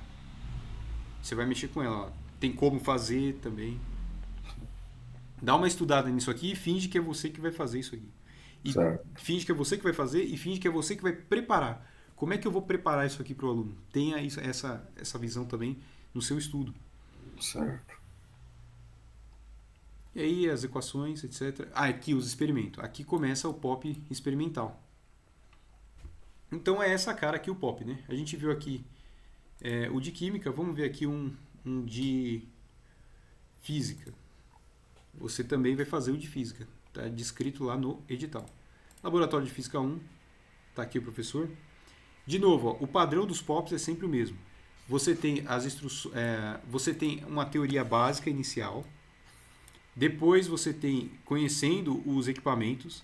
E depois você tem o experimento. Tá vendo? Todo POP é assim. Então, como é que é o POP? Primeiro, teoria geral. Segundo, conhecendo os equipamentos. Terceiro, o experimento em si. Todos eles é a mesma estrutura. Aqui tem 108 páginas. Aí, uma teoria bem extensa, bem extensa. Teoria de erros, etc, etc, etc. Tudo isso aqui foi tirado do próprio site da Unesp, tá? Tá lá, de novo, conhecendo os equipamentos. Ó, então, mais uma vez, dá uma lida, principalmente nesses equipamentos, aprende a usar. Cada um desses aqui tem tutorial na internet, tá? Aqui, por exemplo, esqueci o nome desse aqui, micrômetro, isso, micrômetro. Olha lá, tem até porcas, parafusos, como medir, como ler. Dá uma lida nisso aqui, vê pessoas no YouTube mexendo. De preferência, se você tiver alguém da família, amigo ou comerciante, vai lá e dá uma olhada. Sim. Olha lá, isolantes, semicondutores. Mais de materiais, mais prática, vai lá. E é isso aí. Lembrando aquela estrutura padrão, introdução geral, conhecendo os equipamentos, procedimento do experimento. Certo. Inclusive aqui, entendi porque ele é tão grande, ele tem mais de um experimento. E aí você repara que em cada um ele tem, de novo, a introdução teórica. Né? E aqui, mais da minha área, Laboratório de Eletrônica Digital. Departamento de Engenharia Elétrica, Unesp, Júlio, Campus Ilha Solteira. Esse aqui, ele é mais direto. Mas, de novo, segue aquela estrutura. Tem o objetivo, tem a introdução teórica, conhecer o equipamento, o encapsulamento, pinagem. De novo, eles aqui, olha lá, tudo aquilo que a gente viu. Porta lógica lá, a pinagem lá, eles vão te dar a pinagem. Não precisa se preocupar não, tá aí como é que eles vão te dar. Sim. Eles vão te dar a pinagem aqui, ó, tá vendo? Certo. Basta você saber associar, não é nada difícil. Basta você saber associar ele daqui. Uma dica, tá? Quando ele é THT, no caso DIP, que é esse encapsulamento aqui da esquerda, ó, DIP de 24 pinos, DIP de 16. Você vai ter um chanfrinho aqui na realidade. Então, na esquerda deste chanfro é o pino 1, vai rodando aqui até chegar o último pino. Então é sempre assim, o pino superior esquerdo a essa marquinha é o pino 1. Aí você vai contando assim. Sim. Mais uma vez, dá uma lida em cada um deles. Ó. Aí, ó, levante as funções. Olha aqui, isso aqui é cara do que eles podem fazer. Levante as funções lógicas simplificadas, tabela verdade. Aí você vai ter que montar um circuitinho desse aqui. Lembrando que cada um desses aqui está dentro do CI. Está aqui dentro. Então o que você vai ter que fazer? Conectar um terminal ao outro da maneira que faça esse circuito. Aqui temos uma chave, né? Uma chavinha, CH1. E olha só um outro exemplo aqui, ó, que vai envolver diretamente os equipamentos. Aqui você tem a fonte de tensão regulável, aquela que você já conhece, que a gente viu. Aqui vai ter o multímetro. Ele está pedindo para você medir a tensão VE. Então, antes de conectar lá, não cometa o erro da Ana Maria Braga. Multímetro VE, a tensão é contínua, porque olha aqui, ó, VCC. Então, a tensão é contínua. Vai lá no seu multímetro, tensão DC, mede aqui, positivo aqui, negativo aqui. Por que eu sei que o positivo aqui e o negativo aqui? Tá vendo essa aqui, essa símbolozinho de terra? Então, sim, onde ele tem aqui é negativo. Então, a ponta preta vai aqui e a ponta vermelha vai aqui. Na função de tensão DC, você vai ver a tensão que tem aqui.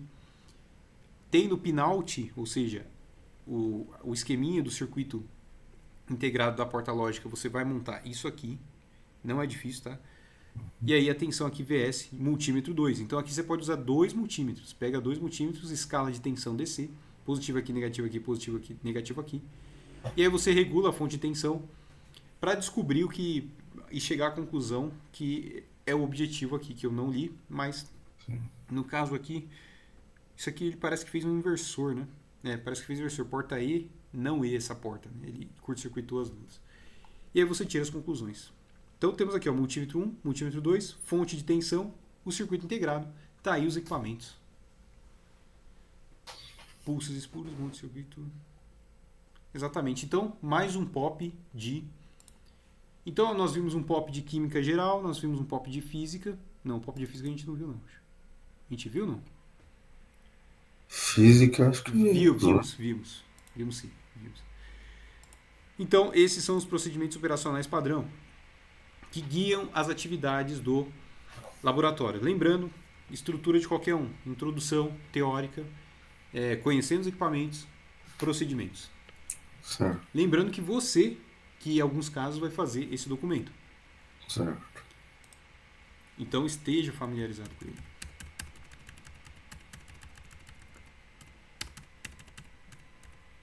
Olha aí, ó, Laboratório Unesp de Tupã. Lembra lá falando dos softwares da questão lá que caiu? Sim. Esse software aqui no caso é o KiCad. Ele faz a placa de circuito impresso, tá vendo? Eu te mostrei lá também o Proteus. Ele faz a placa de circuito impresso aqui, ó. Para quê? Para depois você vir aqui no. Esse é o KiCad. Para depois você vir aqui e enviar para Router CNC, ó, mais um equipamento do campus de Tupã, ó, Unesp Tupã. Então eles têm uma Router CNC para que a Router CNC faça o esculpimento, né, a impressão desse circuito aqui na placa lisa, né, de cobre. Importante para preparar essa placa aqui, inicialmente você limpa ela, desengordura ela, dá uma lixada com o bombril aqui até deixar o cobre exposto, prende ela corretamente conforme as coordenadas iniciais aqui e coloca ela aqui para fazer o circuito. Router CNC também, vídeo Router CNC. Router, para você ver também. E você já trabalhou com CNC, com Router para placa de circuito impresso? Um equipamento parecido com esse? Não, não, Familiar contigo? Ok. não.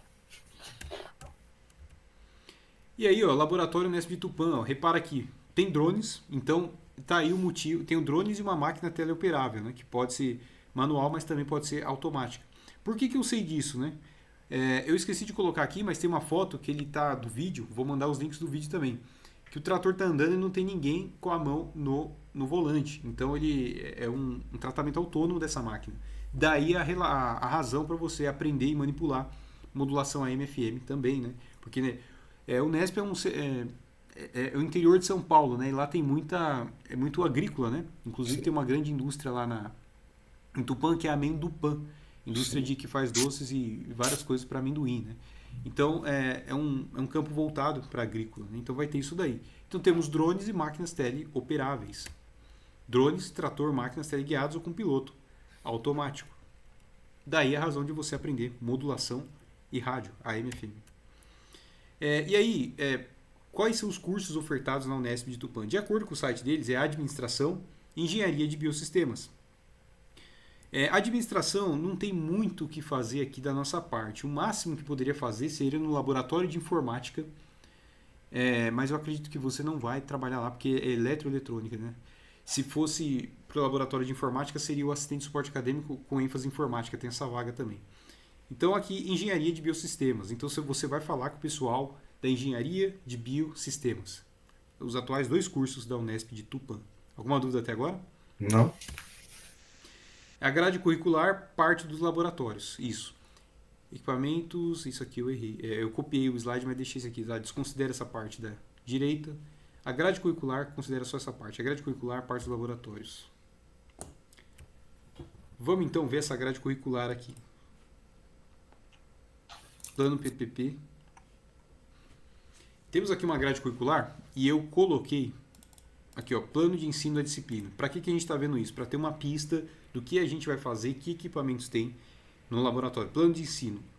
Engenharia de Biosistemas. Departamento de Engenharia de Biosistemas, a gente vai ver as coordenadoras. Deixa eu ver se está aqui com as minhas anotações. Não está nessa aqui não. Esse aqui é o de apoio. É nesse outro aqui, estrutura curricular marcado. Esse aqui, isso.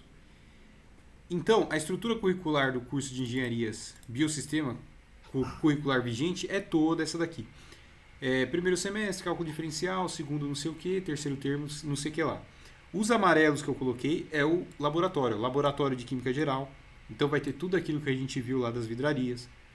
Laboratório de Física 1, vai ter aquelas medições e aqueles equipamentos que a gente viu também no POP.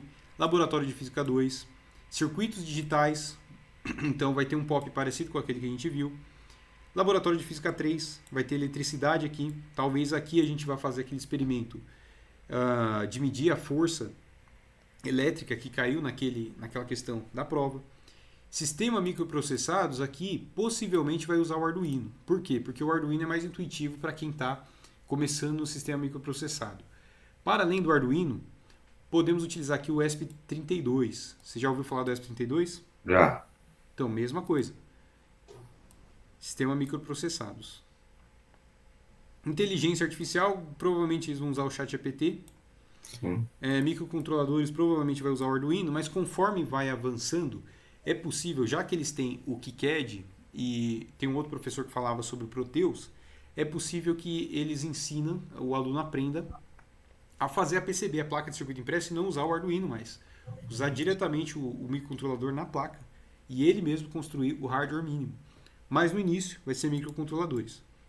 Circuitos elétricos 1, então vai ser toda aquela. Você pode montar aquela giga de teste que eu falei, montar uma giga de teste com aqueles fios lá decapando, colocando no software start, no inversor de frequência, no disjuntor. Resistência dos materiais eu não vi até agora, nenhum daqueles laboratórios eu vi algo em relação a isso. Tá? Circuitos elétricos 2, mesma coisa. Elementos mecânicos também não vi. Máquinas e implementos agrícolas, é aqui que pode entrar aquela questão da modulação AM/FM. Tá? Instrumentação aplicada em engenharia de biosistemas. Aqui pode entrar sensores. Você conhece sensores na eletrônica de maneira geral, não? Sim, no geralzão, sim. Fala uns sensores aí que você conhece. O Lembra de cabeça. ultrassônico, o infravermelho, né? Exato. Vou pegar um sensorzinho.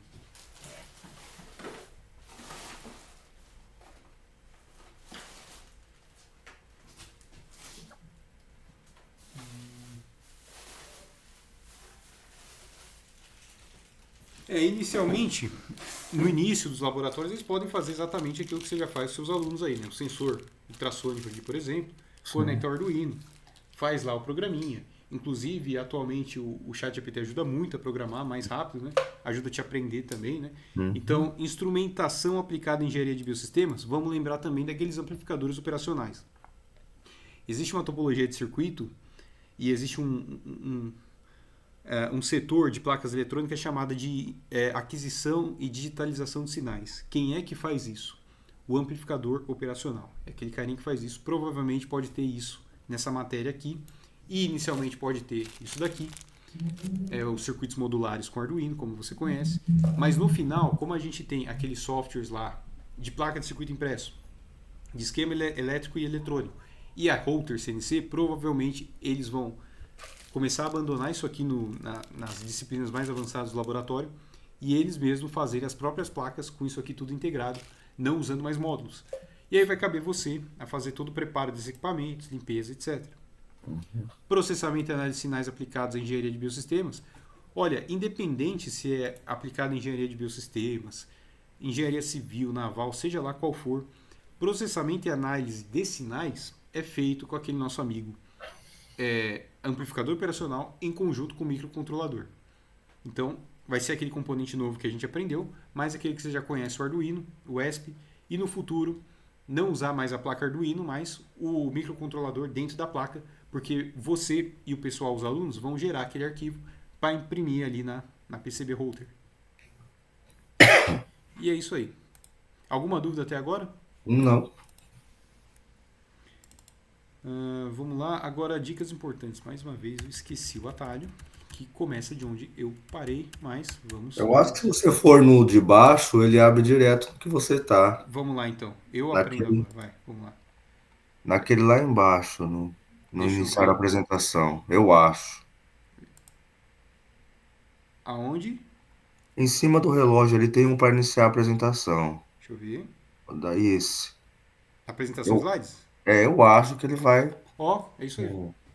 É isso mesmo. Legal, Já obrigado. já é do pedagogo, já, essa área. Boa, essa eu não esqueço mais. Só lembrando, eu não sou professor não, tá? Sou só não sou professor, sou entusiasta disso, dou um treinamento ou outro técnico. Treinamento Sim. técnico já deu, mas eu não entendo nada de pedagogia, psicologia dos alunos, não entendo nada, tá bom? Sim. Só para avisar isso aí. Opa, tranquilo. Acho que a prática é O tão importante quanto. né, o licenciado aqui é o senhor Daniel. Vamos lá. Dicas, tá? Como é que você pode saber o que tem lá, dentro do laboratório, fisicamente, além dessas fotos e dessas espionagens indiretas que a gente fez e dos contatos que a gente tem, né? Como é que a gente pode fazer isso? Vai no site da Unesp aqui, ó, www.upan.unesp, todo o endereço licitação. E aí você vê aqui as em aberto, encerradas, PCA. Você geralmente não vai ter a lista de equipamentos aqui. Ele fala de maneira genérica, mas ele tem o nome da empresa. O que você vai? Vai no site da empresa, vê o portfólio de produtos dele, vê os equipamentos, vê tutoriais sobre ele, comerciais sobre ele, pessoas usando ele, reviews sobre ele. Você vai ter informação indireta, muitas informações indiretas sim. Então fica a dica aí para você mapear o laboratório da Unesp de maneira indireta, veja as licitações no site da Unesp de Tupã. E agora, bom, você tem 33 anos, né? Você é mais velho do que eu. Vamos agora ao lado humano da coisa, né?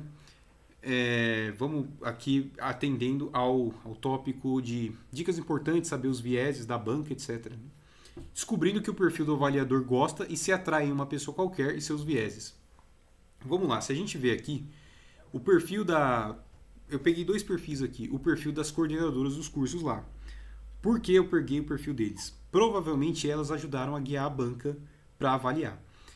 E quando você tem um supervisor de um grupo, na maioria das vezes, os integrantes desse grupo têm a cultura que vem de cima. Então é bom, se a gente pega o perfil dessas duas, a gente consegue descobrir qual é a cultura do pessoal mais de baixo, no caso a banca, os examinadores. Não sei se até mesmo elas mesmas, né? Então vamos lá, a coordenadora do curso lá de Engenharia de Biosistemas, peguei só de Engenharia, não de Administração, é a doutora Lúcia Goulart e a vice é a Priscila Meguina. Vamos conhecer um pouco delas. Então você vê que ela tem um perfil bem acadêmico, uma carreira bem acadêmica. Ela é graduada em bacharelado em Física pela Universidade de São Carlos, ela é mestre em Ciência pela mesma, doutora em Ciência e Engenharia pela mesma, pós-doutorado pela mesma. Essa é a área de desenvolvimento de atuação dela e as informações estão aqui. Repara então que ela tem um perfil acadêmico. Nós vamos ver as consequências disso. E a Priscila McKillen é graduada em zootecnia pela UEM. Desconheça a UEM de cabeça, tá? Tem esse outro mestre em zootecnia e a doutora pela USP. Aqui está a área de atuação dela. Então repara que as duas, primeiro, são mulheres. Segundo, tem um peso nisso elas serem mulheres. E segundo, que elas têm um perfil acadêmico. Que tipo de viés pode ter a banca? Bom, o perfil acadêmico e de servidor público tem mais ou menos esses viés aqui. Eu vou falar algumas coisas aqui que vai ser um pouquinho pejorativa, tá? Eles são metodológicos, então seja metodológico quando você chegar lá e for fazer as atividades. Eles têm uma autoafirmação externa, uma razão de ser, uma exigência, um ego e orgulho, com base no nome, no órgão da sociedade que ele está, por exemplo, na máquina pública, o nome, no caso, é Unesp, com base no título, eu sou doutora, eu sou engenheiro, eu sou avaliador da Unesp. E a identidade do grupo, eu sou a coordenadora, eu sou o vice, eu sou o líder, eu sou o examinador. Por que eu estou falando isso? Aí aquilo que eu falei, mesmo não participando, a cultura da alta gestão vai para os de baixo. Então, fica aqui o item 4. Não fale ou faça algo que ameace isso, mesmo que de forma indireta. Como assim? Não fale de maneira, por exemplo, você já é um pedagogo, um licenciado. Não fala de um jeito que você, assim, de uma maneira ou faz de um jeito que você dê a entender que você é um melhor professor que eles, que você sabe mais do que eles, mesmo que seja verdade. Tenta evitar isso, né? Se você quer inimizade com alguém, eu tenho a receita, você destruir o ego dessa pessoa, né? Não fale o nome de outra instituição, salvo se for estrangeira, né? Porque o Brasil tem muito o complexo do vira-lata e porque o de fora é o melhor. Ou aquela que ele frequentou, no caso lá a USP, a Universidade de São Carlos e a UEM, que eu não me lembro qual é. Não dê a entender que você sabe mais do que eles na área deles, ainda que seja verdade. Então sempre tenta baixar a bola nesse sentido, né? Tem até um caso da filha da minha namorada que ela foi levar a filha dela no médico e ela já chegou lá, ela como de maneira vulgar, ela é meio barraqueira, tá? Ela chegou lá falando assim, ele tá com isso, eu vi na internet que é isso. Aí ela falou assim, então volta para casa e quando piorar, vem aqui me consultar comigo. Aí ela falou assim, mas você é o médico, não sei o quê. Aí ela falou, volta para casa e faça isso. O que aconteceu? Ela já chegou com os 2 pés no peito, falando o que acha tal. Então meio que feriu o ego e a posição mentalmente, né? Daquele médico que estava ali. Então tenta evitar todo esse tipo de coisa quando você estiver ali na banca ali, né? Porque você vai ter tanto um cara de perfil acadêmico, ao passo que é um servidor público. Essas duas coisas são meio perigosas, né? Não quebre o ego acadêmico e profissional em hipótese alguma. Essa é a receita para inimizade, né? Para eu não vou com a sua cara, para eu tenho nojo de você, vou dar preferência para o outro que eu gostei mais. Sim. Alguma dúvida em relação a isso? Concorda, discorda? Queria saber sua opinião aí. Não, concordo completamente. Peguei pesado demais aí, não? Não, não, não. É isso mesmo. Então, tá dado a dica, né? Descobrindo que o perfil do avaliador gosta e se atrai uma pessoa qualquer e seus vieses. Então eles vão gostar disso. Você foi metodológico, você foi do lado acadêmico, do lado do servidor, não não seja empreendedor para frente, é aquele cara, o servidor público, o cara mais estabilizado, tendo esse perfil, passando essa imagem. Né? O comercial visível, né? E outra coisa também, quando você estiver lá, você vai ter, por exemplo, você acessa as ferramentas, deixa uma do lado da outra, organizado, alinhado. Vai cortar um cabo, caiu em cima a casquinha, coloca de lado. Faz um comercial que você sabe fazendo, sabe? Um comercial que você sabe fazer, mostra que você tem boas práticas. Né? Então tá aí as coordenadoras aí, elas podem muito bem influenciar a cultura da banca examinadora. Roteiros e ensaios passados, ver documentos de roteiros e ensaios passados, a gente viu esses documentos. Sim. Bom, considerações gerais e dicas internas, vá tranquilo, vá com calma, vai dar tudo certo, você já tem experiência, treina aquilo que você... o que eu sempre indico para as pessoas que fazem concurso técnico, né? Aquelas questões que você errou, que você tem mais dificuldade e aquelas que você demora para fazer, reestuda elas de novo, tá? E nesse caso da prova prática, já que você já chegou aqui em todo o processo seletivo, tudo aquilo que a gente viu que existe, que a gente viu que vai ter, e que com as suas próprias leituras dos documentos e sites que você vai ler, você infere que pode ter e ainda não tem familiaridade, foca nisso daí. Então, veja vídeos no YouTube de pessoas montando, de pessoas fazendo, como montar tal coisa, como fazer tal coisa, vê como ele faz, tá? Sim. Então é isso, está finalizada a apresentação. E aí, queria saber suas considerações finais Certo. e tudo mais. E aí, Sim, Daniel, o não. que você achou? Gostou? Aprendeu? Não, Não aprendeu? Qual a sua opinião? não, para mim, ótimo. Claro que é. Hoje eu ainda não entendo como que um cargo desse é para nível médio. Eu acho um pouco, sei lá, é tanta coisa, tanto conhecimento necessário, né? Porque você tem a prática, né? E a gente vê aqui, nível médio, vou lá prestar. Chega, eu achei uma prova um pouco complicada, tanto que a gente vê, né, a quantidade de pessoas que vão razoavelmente bem, mas aqui me deu uma noção que eu não tinha nenhuma. Acho que vou conseguir, vou entender, assim, com afinco tudo, não, mas me deu uma noção Deu noção, né? já ótima. Claro Lembrando, que eu vou agora durante a semana dar uma focada, né, nos foco instrumentos que totalmente eu nunca prático. vi. Isso. Não é perfeito. Para mim foi ótimo mesmo, de verdade. Foi bacana, né? E aí, Com certeza. eu não tenho aqui a sua classificação, eu deixei lá no e-mail. Sim. Mas só para ver aquilo ali, Gmail, B para o K, Daniel Silva. Queria falar uma coisa sobre aquela classificação, que tem um candidato que ele é muito bom, tá? O É japonês, o né? O nome japonês lá. E eu japonês. não sei se você pesquisa, tinha que ser o japonês, né? Olha lá Então, aqueles vieses lá, né? sim, Então, esse cara, você tem que se preocupar com ele sim, tá? sim, Inclusive, eu pesquisei o perfil dele, é o tal de Eric Ryuta Nakao. isso. Ele foi o primeiro colocado e as notas dele são absurdas. Então, em tudo, em tudo. Em tudo, exatamente. E aí o que você vai ver? Ele já é formado, se eu não me engano, é Engenharia de Telecomunicações na USP. Sim, Então, para entrar na USP já é uma coisa difícil, tem toda a FUVEST lá que elas fazem, o cara passou por tudo. Deve ter sim, um bom berço, não que ele seja rico, mas um bom berço de apoio familiar, né? Japonês sim, geralmente tem uma família unida e coesa, o que ajuda bastante, tá? Tem gente que fala que o seu sucesso depende de você. Não, não necessariamente, não totalmente.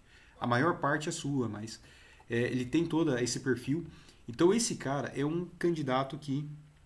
sim. E aí eu queria te dar até os parabéns que você ficou acima de mim, ó. Olha lá. Tá. Daniel Santos da Silva, Carl Ribeiro, lá embaixo. Mas o que me salvou foi o português. Eu sou bom em prova de português. Português. Mas lembrando lá do edital, né, tinha uma ordem de preferência para colocação, né? Em caso de empate, quem tirasse mais em tal, eu não me lembro. Mas é uma coisa sim. mais ou menos assim.